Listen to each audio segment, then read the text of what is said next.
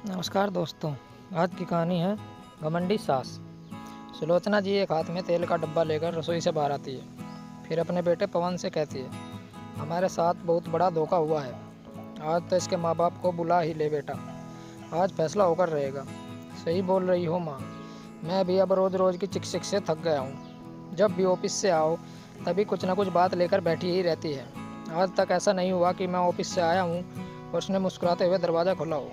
पवन ने अपनी माँ सुलोचना की बात पर हामी भरते हुए कहा, जब शादी करके प्रतिभा बहू घर आई थी हमेशा हंसती मुस्कुराती रहती थी। कुछ समय से ना जाने क्या हो गया है, तुम्हें इसे एक बार किसी अच्छे डॉक्टर को दिखा लो, हो सकता है कोई तकलीफ हो। पवन के पिता सुरेंद्र जी बोले, कोई तकलीफ नहीं है पिताजी, ये सब काम ना करने के बहाने हैं। इससे अच्छा लगता है कि मेरी माँ रसोई में काम करती रहे और ये आराम से बिस्तर पर लेटी रहे। पवन ने गुस्से में अपने पिताजी से कहा, माँ कल मैं ऑफिस से छुट्टी ले लेता हूँ और सुबह ही अपने सास ससुर को फ़ोन कर देता हूँ और उन्हें यहाँ आने के लिए कहूँगा। अब वही आकर अपनी बेटी को समझाएंगे।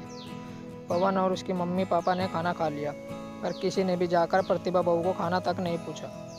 अगले दिन सुबह ही पवन ने अपने सास ससुर को आने के लिए फ़ोन कर दिया। बेटी के माँ बाप क्या करते बेचारे। जिस तरह से पवन ने फ़ोन किया था वह बहुत घबरा गए और सब काम छोड़कर अपनी पत्नी के साथ अपनी बेटी के घर के लिए निकल गए। प्रतिभा का मायका और ससुराल एक ही शहर में होने के कारण जल्दी ही अपनी बेटी के ससुराल पहुंच गए थे। जब वह प्रतिभा के ससुराल पहुंचे तो किसी ने भी उनका आदर सत्कार नहीं किया। आते ही उन्हें बुरा भला कहना शुरू कर दिया। सुलोचना जी बोली, देख लो अपनी बेटी को, अभी तक बिस्तर पर पड़ी है। घर की बहुएं ऐसी होती हैं क्या? हमारी बेटी तो शादी से पहले भी सुबह जल्दी उठ जाती थी, मगर वह अभी तक सोई है तो ज़रूर उसकी तबीयत खराब होगी। प्रतिभा की माँ कलावती जी बोली, आपकी बेटी की तबीयत खराब रहती ही कब है?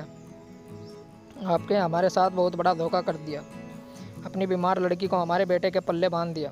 सुलोचना जी गुस्से में बोली। कलावती जी ने अपने पति को इशारा किया और दोनों शांतिपूर्वक सोफे पर बैठ गए।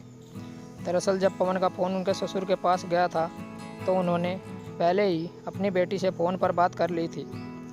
उन्होंने ही प्रतिभा से कहा था कि जब तक वह लोग उसे ना बुलाए तब तक वह कमरे से बाहर ना आए। सुलोचना जी और सुरेंद्र जी अपने संबंधियों के व्यवहार से आश्चर्यचकित थे। उनके बैठने पर कलावती जी ने पूछा, शांति से बताइए क्या बात है जो आप लोगों ने सुबह सुबह हमें फ़ोन करके इस तरह बुलाया? बात नहीं, धोखा हुआ है हमारे साथ। आपने शादी के वक्त कहा था कि आपकी बेटी बहुत ही होनहार है, घर को संभाल कर चलने वाली है, घर के सब कामकाज जानती है, पूरे मन से घर में सबका ध्यान रखेंगी। पर यह है क्या, हमारा ध्यान रखेगी, हम इसका ध्यान रखें? आए दिन तो बीमार रहती है। सुलोचना जी ने कहा, अच्छा आप लोग इसका ध्यान कैसे रखते हैं? कल रात जब आपको खाना बनाना पड़ा तो क्या आपने अपनी बहू से खाने को पूछा? अगर किसी इंसान की तबीयत खराब होगी और उसे खाना नहीं दिया जाएगा तो वह ठीक कैसे होगा? कलावती जी ने पूछा। और रही बात बीमारी की, तो शादी से पहले तो यह स्वस्थ थी। यहाँ आने के बाद जब इसे 24 घंटे कोल्लू के बैल की तरह काम करना पड़ा और खाने पीने का समय नहीं मिला, तब इसकी तबीयत खराब रहनी शुरू हुई। कलावती जी ने बताया। और जो आप धोखे की बात करते हैं, धोखा आपके साथ नहीं, हमारे और हमारी बेटी के साथ हुआ, प्रतिभा के पिताजी ने कहा। तभी पवन ने पूछा, हमने क्या धोखा दिया आपको? कलावती जी ने सुलोचना जी की आंखों में देखते हुए बोली, क्यों बहन जी, विदाई के समय आपने हमसे क्या कहा था? प्रतिभा आपकी बहू नहीं बेटी है। हाँ तो क्या गलत कहा? ऐसा तो कहा ही जाता है, पर बहू और बेटी में थोड़ा तो फर्क होता ही है, इसमें धोखा कैसा? सुलोचना जी ने पूछा। इसी तरह हमने भी आपको कोई धोखा नहीं दिया। इंसान को इंसान की तरह रखोगे तो वह ठीक रहेगा। जब आपको घर में काम करना पड़ता है तो आपकी बेटी आपके साथ आपकी मदद करवाती है, पर जब प्रतिभा घर में काम करती है तो ना आपकी बेटी और ना ही आप उसकी मदद करती है।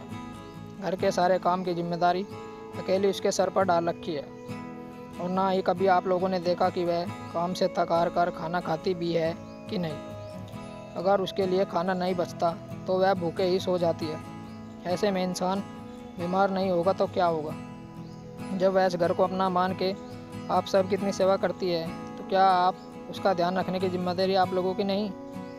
कलावती जी ने पूछा। इस पर सुलोचना जी बोली, हम लोग जने ही कितने हैं, इतना तो कोई काम न होता ही भी नहीं। और हमने भी आकर सब अकेले ही संभाला था। हमें तो कभी ऐसे बीमार नहीं पड़े। मैं जब शादी करके आई थी तो सुरेंद्र जी का तो इससे भी बड़ा परिवार था। बिल्कुल सही कह रही है आप। पर आजकल के बच्चों में वह जान कहाँ जो पहले हम लोगों के हुआ करती थी।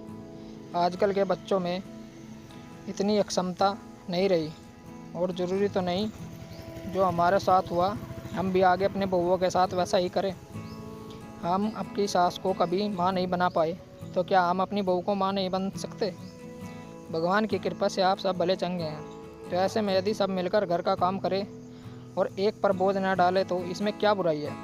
कलावती जी ने पूछा। माफ़ कीजिएगा, पर आप भी एक बेटी की माँ हैं। आज आप दूसरों की बेटी का ध्यान रखेंगे, उसे अपने घर के ही सदस्य की तरह रखोगे, तो कल दूसरे भी आपकी बेटी का उतना ही मान और सम्मान करेंगे। प्रतिभा के पिताजी बोले। इस पर सुरेंद्र जी बोले, आपने सारी बात बहुत पते की है। आशा करता हूँ कि पवन और उसकी माँ को यह सब बातें समझ आ गई हो।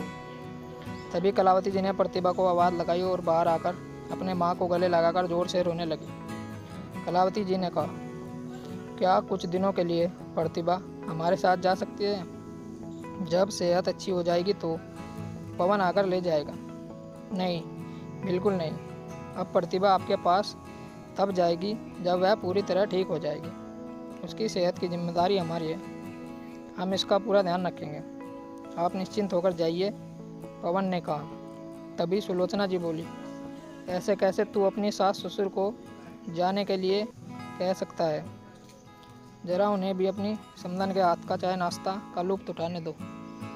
सब हंसी खुशी बैठ गए, और जब सुलोचना जी रसोई में जाने लगी तो कलावती जी भी उनके साथ चली गई, और दोनों ने मिलकर सबके लिए चाय और नाश्ता तैयार किया। दोस्तों, ये कहानी आपको कैसी लगी हमें कमेंट करके बताएं। वीडियो को लाइक और शेयर करें, और चैनल को सब्सक्राइब जरूर करें। मिलते हैं आपसे एक और नई कहानी के साथ। तब तक बने रहिए हमारे चैनल के साथ। कहानी सुनने के लिए आप लोगों का बहुत बहुत धन्यवाद।